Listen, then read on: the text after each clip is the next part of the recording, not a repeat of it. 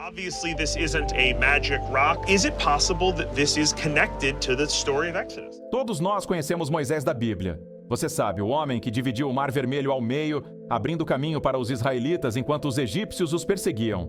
Segundo a Bíblia, Moisés apenas viu a terra prometida e, após sua morte, ela relata que ele foi enterrado por Deus. Mas você já pensou sobre onde ele foi sepultado? Bem, graças a arqueólogos e cientistas, o túmulo de Moisés foi encontrado depois de 2000 anos. Então continue assistindo para descobrir o que foi encontrado no túmulo. O túmulo de Moisés. Quando se trata do túmulo de Moisés, cientistas e historiadores ainda hoje não conseguem distinguir fato de ficção. Existem muitas teorias em torno desse assunto, e ele permanece um mistério religioso. Alguns até alegam que o diabo escondeu o corpo de Moisés para que ninguém jamais o encontrasse. Moisés foi um professor hebreu e líder na Bíblia, famoso por seu papel em libertar os israelitas das mãos do faraó. Seu papel de fé fez com que ele fosse considerado o profeta mais importante do judaísmo e um dos mais importantes em várias doutrinas religiosas, incluindo o cristianismo e outras religiões como o Islã. Moisés liderou os israelitas para fora da escravidão do faraó em direção à terra prometida com a ajuda do Todo-Poderoso. Eles enfrentaram muitos desafios, condições difíceis no deserto, ataques de comunidades hostis e até animais selvagens, como cobras. Apesar de tudo isso, Deus estava com os israelitas e eles conseguiram alcançar a terra por meio de Moisés. No entanto, mesmo vendo a terra prometida, Moisés não pôde entrar nela. Segundo a Bíblia, no livro de Deuteronômio, Moisés subiu ao Monte Nebo, na terra de Moabe, na Jordânia, e de lá ele foi mostrado a terra de Canaã, a terra prometida. Então Moisés subiu o Monte Nebo, a partir das planícies de Moabe, até o topo de Pisga, em frente a Jericó. Lá o Senhor mostrou-lhe toda a terra, de Gileade até Dan, toda Naftali, o território de Efraim e Manassés, toda a terra de Judá, até o mar Mediterrâneo, o Negueve e toda a região do Vale de Jericó, a cidade das palmeiras, até Zoar. Então o Senhor disse a ele: Esta é a terra que prometi sob juramento a Abraão, Isaque e Jacó, quando disse: Darei aos seus descendentes. Eu permiti que você a visse com seus olhos, mas você não atravessará para ela. E Moisés, o servo do Senhor, morreu ali em Moabe, conforme o Senhor havia dito. Esse livro nos conta que Moisés morreu no Monte Nebo, depois de ver a terra prometida à distância, mas sem poder entrar nela. Mas a pergunta é: onde está o seu túmulo? Ronald Eldon Wyatt foi um enfermeiro anestesista americano que investiu seu tempo e dinheiro na busca por sítios arqueológicos perdidos. Mesmo sem ser um arqueólogo habilitado, Ron ficou famoso por suas alegações de descobertas arqueológicas em locais bíblicos. Ele afirmava ter feito quase 100 descobertas relacionadas à arqueologia bíblica. Uma de suas alegações mais notáveis foi o suposto local de pouso da Arca de Noé, no sítio de Durupunar, e agora, o túmulo de Moisés. Apesar de suas descobertas passadas serem frequentemente descritas como fraudulentas e receberem muitas críticas de cientistas e historiadores, a alegação de Ron sobre o túmulo de Moisés despertou o interesse da comunidade científica. Isso gerou muitas perguntas entre o público. Ron trabalhava como enfermeiro anestesista em um hospital em Madison, Tennessee. Apesar de já ter um bom emprego e uma vida estável, Ron desenvolveu uma nova paixão pela arqueologia depois de ver uma foto de uma formação semelhante a um barco tirada em uma montanha perto do Monte Ararat na revista Life, uma publicação americana semanalmente distribuída. A notícia se espalhou amplamente, especialmente entre os cristãos, de que aquela estrutura poderia ser a Arca de Noé. Ron também ficou intrigado com a estrutura e quis saber mais. Foi então que ele abandonou a carreira de enfermagem e iniciou sua trajetória como arqueólogo amador. Na época, Ron não sabia que acabaria fazendo algumas das descobertas mais polêmicas, e uma delas seria o local de sepultamento de Moisés. Mas o que exatamente ele encontrou no túmulo de Moisés? Continue acompanhando para descobrir. Desde que começou sua carreira por volta de 1977, Ron fez mais de 100 viagens ao Oriente Médio. Ele alinhou seus interesses à descoberta de uma ampla gama de referências do Antigo e Novo Testamento. No entanto, o trabalho de Ron recebeu muitas críticas, com alguns chegando a dizer que suas descobertas não têm validade. Após a alegada descoberta dos restos da Arca de Noé por Ron, a Associação do Jardim do Túmulo de Jerusalém declarou o seguinte, em uma carta emitida a visitantes mediante solicitação: o Conselho da Associação do Jardim do Túmulo, com sede em Londres, refuta totalmente a alegação de Wyatt de ter descoberto a Arca da Aliança original ou quaisquer outros artefatos bíblicos dentro dos limites da área conhecida como Jardim do Túmulo em Jerusalém. Embora Wyatt tenha recebido permissão para escavar nesse jardim de propriedade privada em diversas ocasiões, a última no verão de 1991, membros da associação acompanharam seu progresso e entraram no poço escavado por ele. Até onde sabemos, nada jamais foi descoberto que apoiasse suas afirmações, nem vimos qualquer evidência de artefatos bíblicos ou tesouros do templo. Ron não teve as melhores avaliações até agora. Então, por que acreditar nele sobre a história do túmulo de Moisés? Entre suas descobertas mais deslumbrantes está o túmulo de Moisés, uma figura de grande importância na história religiosa. O que diferencia a descoberta do túmulo de Moisés das demais feitas por Wyatt é sua imensa relevância e controvérsia. Enquanto a comunidade científica descartou extensivamente as alegações de Wyatt sobre a descoberta da Arca de Noé e de vários artefatos bíblicos como fraudulentas, a suposta descoberta do túmulo de Moisés reacendeu o interesse e o escrutínio. Wyatt afirmou ter encontrado o túmulo na década de 1980. No entanto, por causa de sua reputação, essas alegações foram amplamente ignoradas devido à falta de informações suficientes. Com os avanços recentes na era tecnológica, cientistas decidiram reexaminar o trabalho de Wyatt, e o que encontraram os fez mudar de opinião. A maioria dos pesquisadores ao redor do mundo passou a considerar a autenticidade dessa descoberta. Segundo especialistas, a revelação inovadora de Wyatt veio acompanhada de indícios da existência do túmulo, que ele afirmava estar dentro do Monte Nebo, o mesmo local citado na Bíblia como o lugar onde Moisés foi enterrado. Além disso, a presença de artefatos e inscrições que parecem corroborar a identificação do túmulo tornou as alegações de Wyatt mais críveis. As alegações controversas de Ron Wyatt sobre o túmulo de Moisés. Ron Wyatt, um enfermeiro anestesista, se transformou em um arqueólogo amador apaixonado, que dedicou grande parte de sua vida a desvendar os mistérios da Bíblia. Dada a imensa importância do túmulo de Moisés, não é surpresa que sua localização exata tenha permanecido um mistério, considerado um dos maiores enigmas não resolvidos dos registros bíblicos. Diversos arqueólogos e exploradores vasculharam o Oriente Médio por séculos em busca desse sítio arqueológico tão elusivo. Wyatt, sendo um entre muitos nessa expedição, acreditava ter solucionado o caso e estava convencido de que o túmulo de Moisés estava situado na região do Monte Nebo, na atual Jordânia. Segundo a Bíblia, Moisés subiu essa montanha e contemplou a terra prometida antes de morrer. Ainda segundo o texto bíblico, ele foi então enterrado na terra de Moabe, do outro lado do vale de Bet-peor.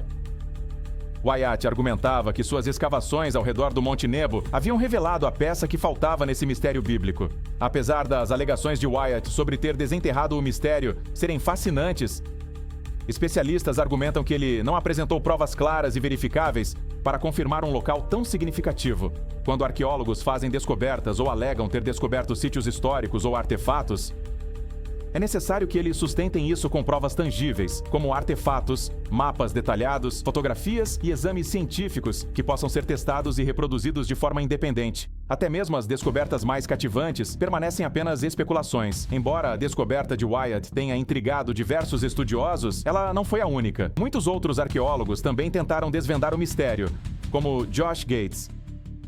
Mesmo que Wyatt estivesse próximo de uma das maiores descobertas da história, ele ainda precisava convencer o mundo de que realmente encontrou o túmulo de Moisés. E, para isso, ele precisava de provas. Então, será que ele finalmente encontrou evidências? Melhor ainda, como ele verificou que se tratava de fato do verdadeiro túmulo de Moisés? Continue acompanhando para descobrir.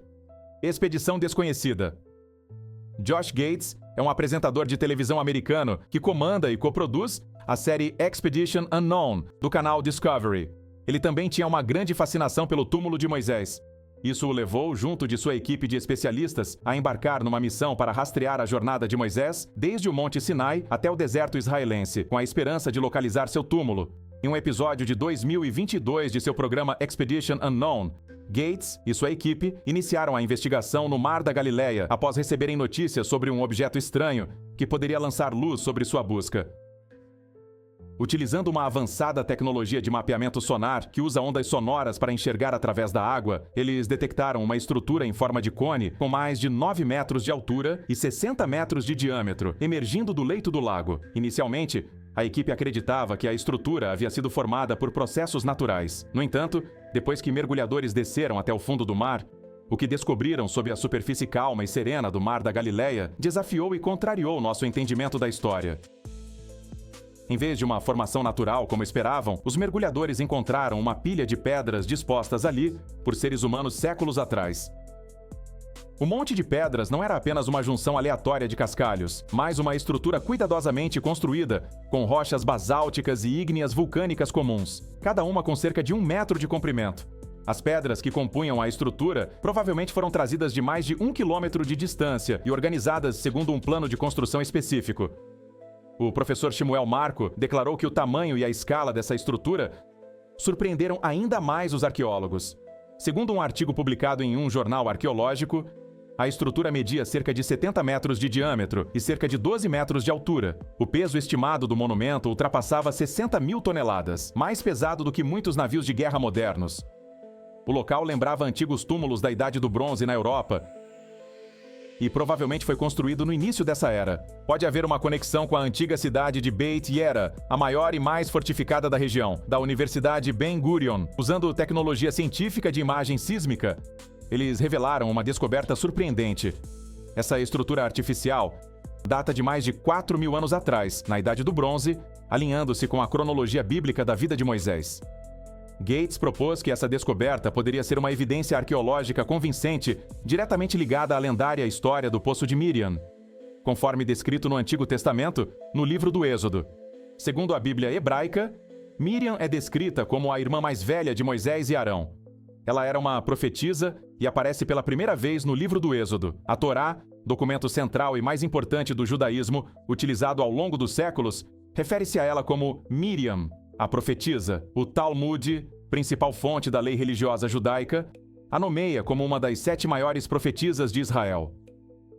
O Poço de Miriam é um símbolo antigo na Bíblia, proveniente do tempo de Moisés. De acordo com a tradição religiosa judaica, a abrupta transição entre a morte de Miriam e a escassez de água foi explicada pela existência de um poço de Miriam, que teria secado quando ela morreu. Apesar das descobertas tecnológicas, a ausência de inscrições definitivas, hieróglifos ou artefatos em línguas hebraicas ou semíticas junto ao monumento torna difícil para arqueólogos e especialistas vincularem conclusivamente a estrutura aos relatos do Êxodo, pelo menos por enquanto. Além disso, o fato de a estrutura estar submersa no Mar da Galileia, enquanto os últimos momentos de Miriam, segundo a Bíblia, ocorreram em Cádiz, levanta questionamentos. Essa contradição fez com que a maioria dos arqueólogos duvidasse da ligação entre a estrutura e o Poço de Miriam. Mais expedições devem ser realizadas antes que esse sítio possa ser vinculado à narrativa histórica. De volta ao túmulo de Moisés. Outra expedição interessante foi conduzida pelo rabino Schneerson, um rabino ortodoxo americano e o mais recente rebbe da dinastia hassídica Lubavitch, Menachem Mendel Schneerson. É considerado um dos líderes judeus mais influentes do século XX, com um profundo apreço por sítios arqueológicos ligados às narrativas bíblicas. Como líder do movimento Chabad Lubavitch, uma dinastia hassídica judaica ortodoxa, Schneerson era respeitado e adorado por seus discípulos, a maioria dos quais fazia parte de um grupo hassídico insular que sobreviveu por pouco ao Holocausto, o genocídio dos judeus europeus durante a Segunda Guerra Mundial, e o transformou em um dos movimentos mais influentes do judaísmo religioso. Sim, ele era um rabino e era adorado por seu povo. O que o levou à arqueologia foi sua reputação como figura religiosa reverenciada na comunidade judaica, o que o motivou a iniciar a expedição. Ele acreditava que o túmulo se alinhava bem com várias tradições judaicas medievais que apontavam o Monte Nebo, que hoje pertence à Jordânia, como o local de descanso de Moisés. Mas, apesar de seus esforços, há pouca documentação ou prova tangível que confirme a suposta descoberta do rabino Schneerson. Arqueólogos afirmam que ele não ofereceu informações precisas nem evidências para sustentar sua declaração, deixando muitas perguntas sem resposta. Um aspecto intrigante de sua expedição ao túmulo dá certa credibilidade à sua afirmação. Os sinais. Arqueólogos criticam sua expedição, alegando que as tradições judaicas medievais nas quais Schneerson se baseou dependem predominantemente de textos religiosos e não de achados arqueológicos empíricos. Além dos judeus, outras tradições locais em diversas áreas do Oriente Médio, incluindo Egito, Jordânia e Israel, também alegam conhecer locais do túmulo de Moisés. Essas crenças estão profundamente enraizadas em contextos culturais e religiosos e geralmente são passadas de geração em geração. No entanto, Essas alegações derivam mais de convicções religiosas do que de validações arqueológicas ou antigas. No Egito, vários locais são reverenciados por moradores e os consideram o local de sepultamento de Moisés. Um dos locais mais notáveis da nação egípcia é o Monte Sinai. Essa montanha tem grande relevância na história de Moisés. Na Bíblia, foi no Monte Sinai que Moisés recebeu os 10 mandamentos, e por isso o local é altamente reverenciado. O Monte Sinai e o Monte Nebo, na Jordânia, são os dois lugares que a maioria dos especialistas associa ao local de sepultamento de Moisés. Mas isso não significa que sejam os únicos. Outros locais igualmente únicos também reivindicam serem os túmulos de Moisés. De acordo com costumes locais, pontos específicos no Vale do Jordão e regiões próximas ao Monte Nebo foram nomeados como os últimos locais de descanso de Moisés. Comunidades construíram santuários e monumentos nesses locais, atribuindo-lhes grande importância em relação à existência e ao legado de Moisés. Ron Wyatt era um homem de ambição ilimitada e convicção inabalável quando se tratava de desvendar os mistérios da Bíblia. Wyatt afirmou ter localizado vários outros grandes sítios e artefatos bíblicos. Segundo ele, revelou não apenas o local de descanso do profeta Moisés, mas também os restos da Arca de Noé e a evasiva Arca da Aliança, um cofre sagrado que teria guardado os 10 mandamentos originais, o cajado de Arão que se transformou em serpente e uma porção de maná, o alimento celestial que sustentou os israelitas durante sua jornada pelo deserto. O mistério em torno da Arca da Aliança continua a cativar os fiéis das religiões judaico-cristãs. Diversas igrejas espalhadas por regiões como Etiópia e Estados Unidos alegam possuir esse reverenciado relicário bíblico, mas a declaração de Wyatt foi, talvez, a mais dramática de todas. Em 1982, Wyatt fez uma afirmação ousada. Teria descoberto a Arca da Aliança enterrada diretamente abaixo do local onde Jesus Cristo foi crucificado. Historicamente, a arca residia no Templo Sagrado, também conhecido como Templo de Salomão, até a invasão babilônica, cerca de 600 anos antes do nascimento de Cristo. Durante o cerco de Jerusalém, os israelitas teriam construído túneis subterrâneos para transportar seus pertences de forma discreta pela cidade. Isso levou Wyatt a crer que a arca havia sido escondida em uma dessas câmaras, selada e esquecida com o passar dos séculos. Durante sua exploração, Wyatt começou com uma pedra de altar em um penhasco, sugerindo os vestígios de uma antiga igreja cristã construída no século I d.C. Ele se interessou por isso e conduziu uma pesquisa que revelou que a pedra possuía 4 buracos entalhados. Wyatt acreditava que esses buracos serviam para a fixação de cruzes romanas de crucificação. Ele afirmou que, ao remover uma pedra cortada em formato quadrado, que funcionava como tampão de um desses buracos, encontrou uma fenda na rocha abaixo, descrita na Bíblia como a pedra que se partiu no momento da morte de Jesus. Ele precisava investigar mais. Então, Wyatt começou a cavar, mas não foi fácil no início. Enquanto escavava em Jerusalém, sua equipe encontrou inesperadamente uma rede de cavernas históricas, o que mudou completamente os planos. Nessas cavernas, Wyatt alegou ter visto a Arca da Aliança. Em uma entrevista de 1999, pouco antes de sua morte, Wyatt relembrou o momento dessa suposta descoberta. Ele o descreveu como a observação de uma substância preta peculiar, seca, escorrendo da fenda no teto diretamente acima da arca. Quando questionado sobre provas, Wyatt afirmou que, apesar de ter tirado fotos e vídeos da Arca da Aliança, alguma força espiritual impediu que qualquer uma dessas evidências fosse registrada ou preservada. Todo o material capturado foi distorcido. Wyatt também apresentou outra teoria intrigante sobre essa mesma descoberta. Ele dizia que, ao retornar ao local para coletar mais provas, teria encontrado 4 anjos que lhe disseram que aquela área não estava mais aberta a novas descobertas. No entanto, os anjos teriam deixado pistas de que chegaria o tempo em que uma lei religiosa universal desafiaria toda a humanidade. As alegações de Wyatt foram recebidas com enorme ceticismo pela comunidade científica. Ainda assim, sua história continuou a capturar a imaginação de muitos crentes. A ideia de que a Arca da Aliança foi encontrada em uma caverna escondida sob Jerusalém é difícil de acreditar, especialmente sem qualquer prova concreta que sustente essas afirmações.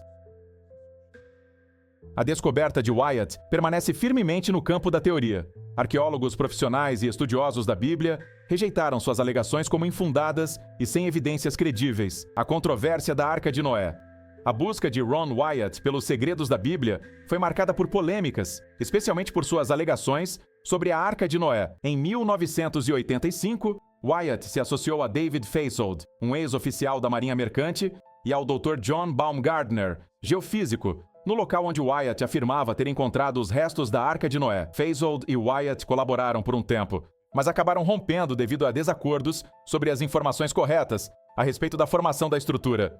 O Dr. Baumgartner, que inicialmente demonstrava interesse pelo local, acabou abandonando a expedição após concluir que não havia restos da Arca de Noé ali.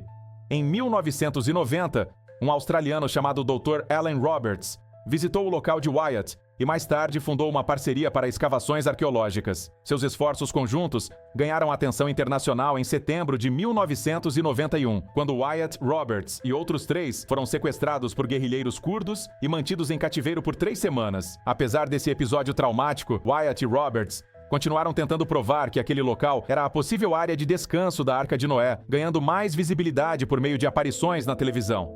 Wyatt aproveitou essas aparições para falar de suas descobertas, utilizando fotos e vídeos do local a seu favor, o que cativou muitos cristãos e reacendeu a esperança de que a Arca de Noé tivesse finalmente sido encontrada.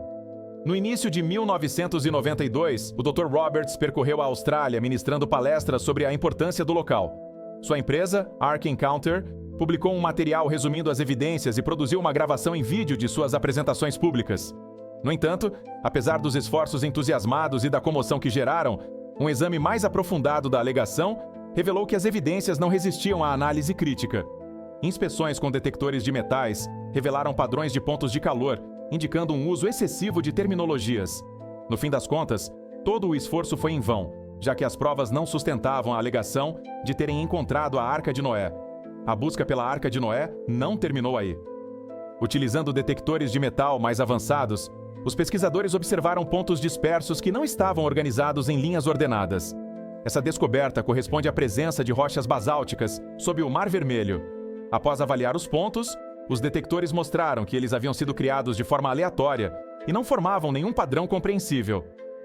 Assim como em outras de suas teorias, as evidências apresentadas por Wyatt e seus colaboradores não ofereciam as provas conclusivas necessárias para respaldar a alegação de terem encontrado a Arca de Noé. Apesar da ausência de provas definitivas, muitos cientistas, no entanto, concordam com Wyatt. Eles afirmam que esses pontos aleatórios retratam a estrutura interna de um barco, como a Arca de Noé.